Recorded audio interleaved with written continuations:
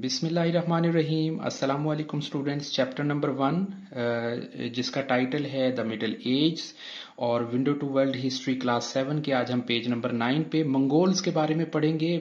बहुत ही थ्रिलिंग किस्म की हिस्ट्री है।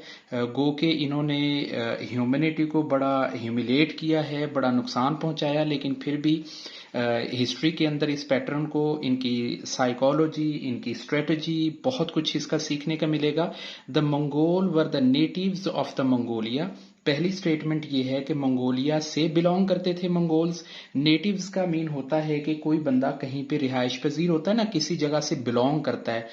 वी बिलोंग पाकिस्तान, तो हम ये कह सकते हैं कि हमारी जो नेटिव यानी मकामी जो इलाका है वो पाकिस्तान है, पंजाब है, इवन के किसी भी हम डिस्ट्रिक्ट से बात कर सकते हैं। तो Mongols were the natives of Mongolia as like जो मंगोल हैं वो मंगोलिया से नेटिव रखते हैं, वहां से वो a country located the north west of China, और जिसकी लोकेशन चाइना में नॉर्थ वेस्ट की साइड पे मौजूद है।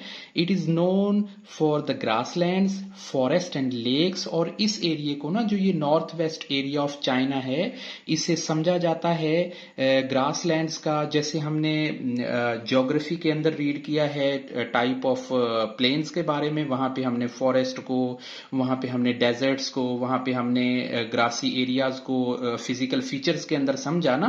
तो आई थिंक वो टॉपिक था 1.2 टॉपिक है। अच्छा, फिजिकल फीचर्स ऑफ ज्योग्राफी। तो एज लाइक इनके जो फिजिकल फीचर्स थे ज्योग्राफी के, जो ज्योग्राफिकली ये surrounded by the forest, mountains, deserts, तो इनकी लोकेशन थी। Mongols were originally nomadic tribes. अच्छा, नोमेडिक ट्राइब्स को हम क्लास 6 की हिस्ट्री के अंदर बड़े अच्छे से एक्सप्लेन कर चुके हैं कि नोमेडिक ट्राइब ऐसे होते हैं जो कहीं पे परमानेंट जो सेटलमेंट नहीं करते हैं, वो मूव होते रहते हैं एक जगह से दूसरी जगह, वो माइग्रेट आप कहें कि वो करते रहते हैं। For reared cattle. अच्छा, रेयर्ड कैटल का मतलब ये होता है स्टूडेंट्स के किसी छोटे जानवर को ब्रिंग अप करना, केयर करना, अनटिल के वो एक बड़े अच्छे तरीके से ग्रूम हो जाए, सिधार लेना, किसी को तैयार कर लेना। ये नोमेडिक जो ट्राइब थे, ये कैटल्स यानी जो हॉर्स हैं, जो उस वक्त के जो एनिमल्स थे, उनके साथ रहते थे और टेम्परेरी हाउसेज के अंदर ये रहते थे। अब हमें इनके जो फीचर्स का पता चला, नेटिव मंगोलियाज थे, नॉर्थ वेस्ट ऑफ चाइना थे, इनकी लोकेशन ग्रासलैंड, फॉरेस्ट और लेक्स थी। मंगोल ओरिजिनली नोमेडिक ट्राइब्स थे। अच्छा, they move from the place to place size the grazing pastures, मतलब ये चरागाहों के लिए एक जगह से दूसरी जगह अपने जो एनिमल्स थे, कैटल्स थे, उनकी फीडिंग के लिए, उनके चारे के लिए ये एक जगह से दूसरी जगह मूव होते रहते थे। They were considered fearless and hostile tribes. अच्छा, इनके बारे में ये कंसिडर किया जाता था, ये सोचा जाता था, ये बड़े ना वहशी किस्म के और बड़े दुश्मनदार टाइप के, हॉस्टाइल ट्राइब कहते हैं जो झगड़े, लड़ाई और परेशानियों में रहता हो, तो उसे who snatch horses and kettles, जो के किसी ट्राइब से, किसी सेटलमेंट से, वहां से उनके हॉर्स, उनके कैटल्स, उनके किडनैप कर लेते थे वुमेन्स और बच्चों को फॉर लेबर के लिए। They posed a major threat for all the neighbouring settlements of that time.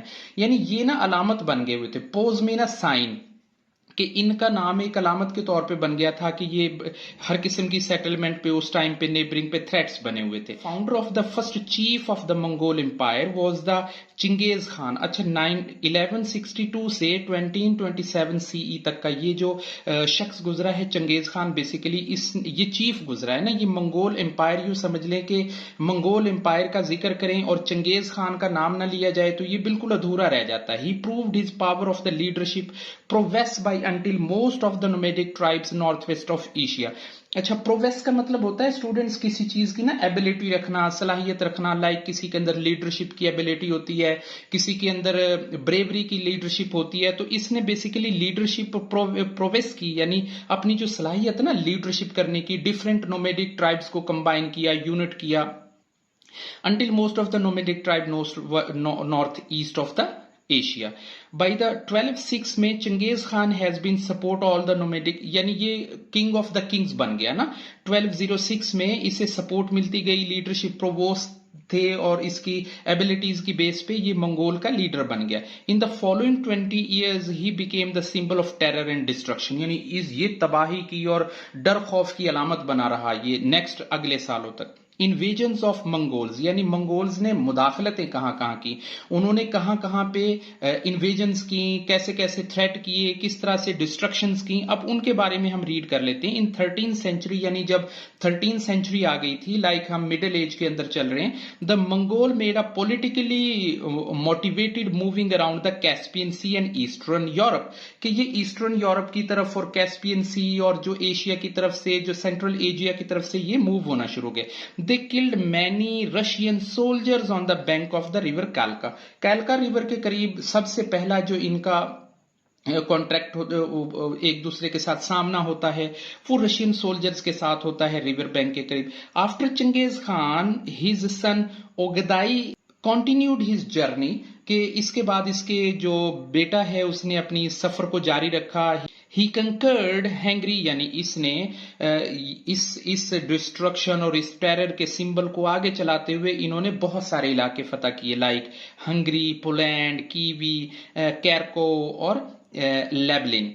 अच्छा, his next target was Vienna and heart of the empire. अच्छा, इसका जो नेक्स्ट इसकी पोजीशन थी कि कहां तक जाना है, सो वो वीनिया और हार्ट ऑफ द यूरोप था, यानी रोमन एम्पायर्स को इसने अटैक करना था। But Ogedei died and his army went back to the Mongolia, और ओगदाई की डेथ हो गई तो फिर वो वापस चले गए, never turn to the west again, कि वो मगरिब की तरफ दोबारा मूव होके नहीं आए। सो